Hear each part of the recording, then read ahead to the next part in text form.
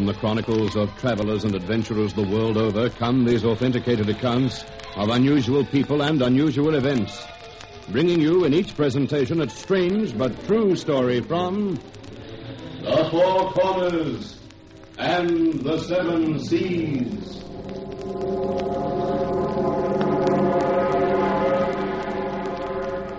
A story of New Orleans. The dead do walk.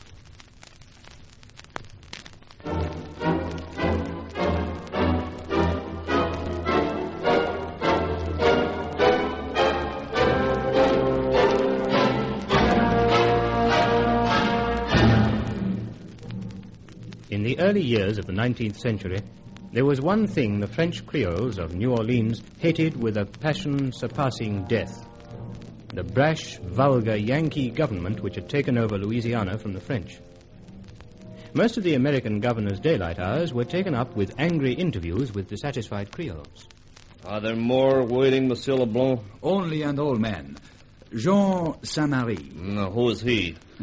The Negroes say he is a witch doctor, monsieur. A witch doctor? Oui. Or a murderer or a kidnapper, I do not know. I remember him when I was young, sailing away in his ships to bring back slaves. Then he seemed a most wonderful man. But why do they say he's a witch doctor? It is the way he lives, monsieur. All alone in a rotting old mansion surrounded by marsh. Then there is the story of his brother, Petit Pierre. He sailed away with Jean Saint-Marie. He never came back. And Jean would never again mention his name. But there are those who say Petit Pierre did come back, that Jean keeps him chained in the cellar of the old house. Others say Jean murdered his brother. But the superstitious Negroes, they have yet another story. Jean Saint-Marie deals with the devil, they say. And in the night he walks and talks with his brother's ghost. Oh, poppycock. Show the old man in. Yes, Monsieur le Governor. Will you come in, Monsieur Saint-Marie? Merci. You will not remember me, Monsieur Saint-Marie, but as a boy I often had to be driven from your ships. So, your name? François Leblanc. I was a studious one. Your brother, Petit Pierre, he often lent me the... I beg your pardon, Monsieur Saint-Marie. Well, what can I do for you, Jean Saint-Marie? Monsieur le Governor, my house is in the marsh to the west. Yes? The house, the marsh, the canal, they all belong to me. They come from my father. Of course, monsieur, but... No street can pass there. I don't believe I understand. No street can pass my house. Monsieur le Governor, I believe I understand. The city is building roads out towards the west marshes. They plan to drain them, fill in the canals... Your men, they are coming with sticks and string. They make lines through my marsh. You tell them to get out. No street can pass there. I'm afraid... Never as long as I live. No street will pass my house. I'm afraid, monsieur, this is a matter for the municipal government, not for me. However, I'm sure that you will be paid well if your land... I want no money. No money and no street. But a street would enhance the value of your land. A street... You understand me. I shall go now. Monsieur Saint-Marie, I understand many strange stories are told about your house. You lend credence to them by your attitude. I do not care. Why are you so afraid of a street passing your house? What are you afraid people will see? Adieu, Monsieur le Governor. Remember, no street shall pass my house. Strange man. Yes, monsieur. Of course, the land can be condemned, but it'll take time, cost money, make considerable bad feeling. I wonder what he's afraid people will see. Did you notice how he looked at me when I spoke of his brother, Petit Pierre? Yes, murderers. Yet, I cannot believe harm came to Petit Pierre through Jean. Never were brothers so fond of one another. Pierre was younger by over 15 years. I remember the day they sailed away. I was watching the final loading when Pierre and Jean arrived at the quay.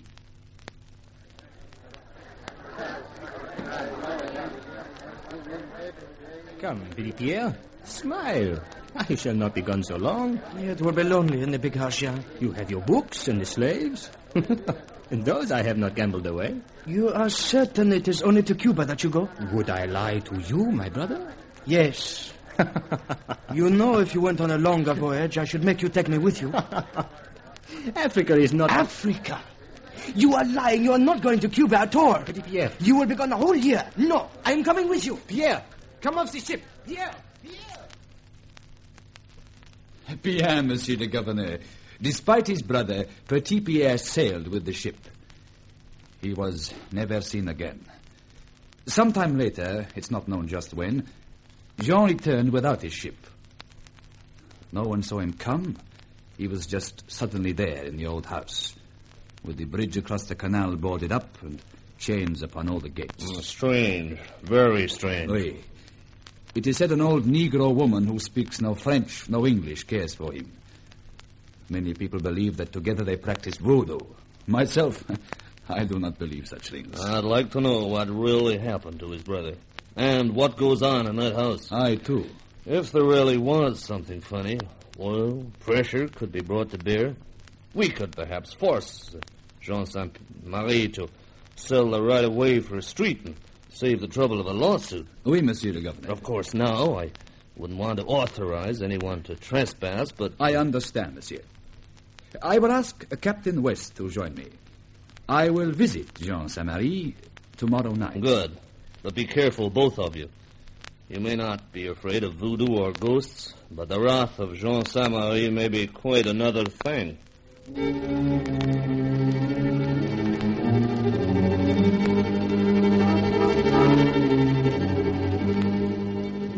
Sure, LeBlanc. I'll come with you. Thank you, Captain. I reckon you know you aren't the only one interested in Jean Saint-Marie. Oh? Down in the free nigger section, they're in an uproar. Say they're going to burn down the house. But why? Seems one of the braver niggers was hunting ducks in old Jean's marsh. Got caught there after dark. Swears he saw the old nigger woman materialize a ghost. Voodoo? Yep, the ghost of Petit Pierre. Now the niggers want to burn down the house. They think the old woman and Jean Saint-Marie are working charms. And what do you think, Captain? Well, up in New York, we don't take much stock of ghosts or voodoo, but down here in all these swamps and rotten jungles, well, I just don't know. Makes you kind of wonder. Maybe in this country the dead do walk. Still, I'll take a look around the place with you. Meet you there at 9 o'clock. Should be dark by then. Not a sound. Not a light showing. Yeah, the old house sure looks creepy, standing out against the moon. Yeah, no wonder the slaves say it's haunted. Oui. What's that? It's Jean. He's come out on the porch. Petit Pierre. Venez ici, mon petit Pierre. He's calling. Calling his dead brother. Petit Pierre. What is that smell? That horrible smell. I know that smell from the battlefield. It's the smell of death. Listen. Footsteps. Look, something white. All white. I'm getting out of here. No, wait. I can't look. I can't.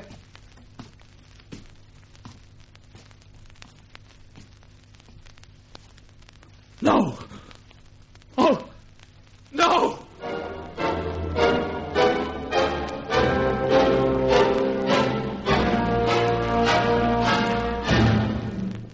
Monsieur le Governor, under no circumstances must Jean Saint-Marie be crossed. His land must be left alone. Monsieur LeBlanc, you look as though you've seen a ghost. Monsieur, I have. The dead do walk. Oh, LeBlanc. I will say nothing more, nothing. But let Jean Saint-Marie alone. I'm afraid the situation may solve itself. What do you mean? I've just received word that someone lay in wait by the old canal for Jean Saint-Marie. They shot him. No. Was he killed? I don't know. The old voodoo woman dragged him inside and locked the gates. All over town, the slave quarters are seething. I'm afraid they'll try to burn the house tonight. You will stop them. Oh, perhaps. If you'll tell me what you saw. No. I'll never speak of what I saw. It was too horrible. Too... No, I couldn't. Well, then... But I shall stand guard at those gates myself. I shall not see a man like Jean Saint-Marie burned alive in his bed.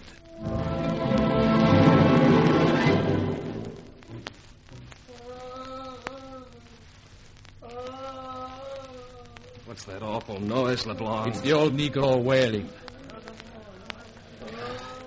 Here comes the mob. You watch the house, Captain. Tell me when they are coming. I'll stop them up at the canal. All right. I wish that old woman would shut up. It gives me the creeps. Stay back! Do not cross the canal! Oh, wait, white man. We want Jean Samari. The witch, the murderer. Give us Jean Samari. You are too late!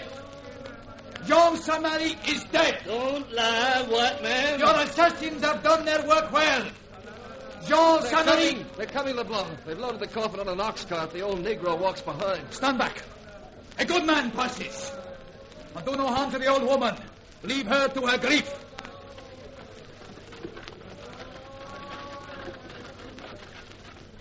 Look. Walking beside old woman. A ghost. The ghost, the Petit Pierre. Not a ghost! Petit Pierre is real! But now you'll know why Jean Samari has hidden him for 20 years. Petit Pierre is a leopard. White as snow. Hats off, all of you.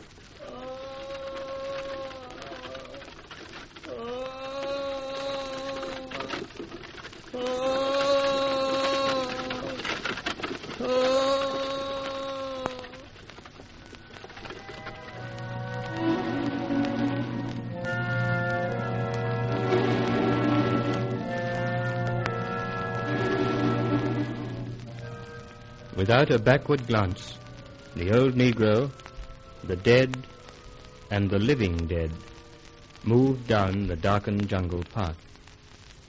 Their destination was the place Jean Samari had given his life to save his brother from, the Leper's Isle. Presently, a twist in the jungle path hid the tiny funeral cortege from the cringing mob. They were never seen again.